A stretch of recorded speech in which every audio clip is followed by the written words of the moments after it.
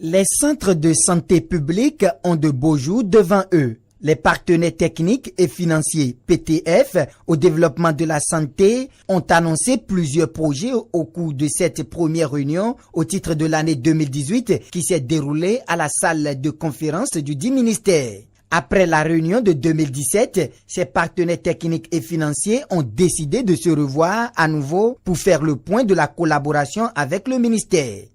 Le ministère, comme ses partenaires techniques et financiers, déplore souvent l'insuffisance de coordination et si on écoute séparément les deux parties, chacun pense tenir le fil de la vérité et pense que c'est l'autre qui doit faire plus d'efforts.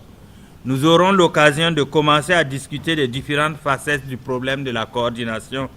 y compris les manquements du fait des partenaires qui apportent de l'eau au moulin de l'incoordination, comme tout autant le manque de leadership de la partie gouvernementale empêche parfois le décollage des initiatives de coordination. Dans son discours, Dr Benjamin Hunkpatin, ouvrant la présente assise, a rappelé la vision et les stratégies du gouvernement. Il a présenté également les chantiers ouverts par son ministère en vue de donner un visage au centre de santé public.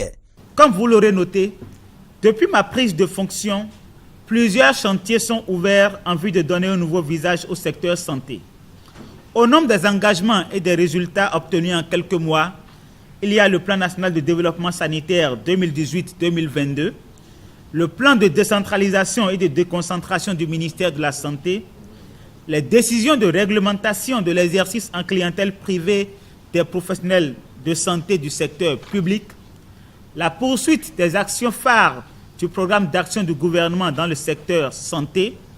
l'inauguration de l'hôpital de zone d'Alada, la mise à disposition d'importants lots d'équipements médicaux au profit des hôpitaux, pour ne citer que ceux-là. Le numéro 1 du département de la santé publique au Bénin n'a pas manqué d'annoncer les différents chantiers en cours, tout en sollicitant l'appui des partenaires techniques et financiers. D'autres chantiers sont en cours ou à venir, comme l'adoption d'une loi de réforme de la santé, la révision du décret portant attribution, organisation et fonctionnement du ministère pour sa mise en cohérence avec les réformes, l'intégration des services à travers la création de l'Agence des soins de santé primaires, l'assainissement de la gouvernance du secteur,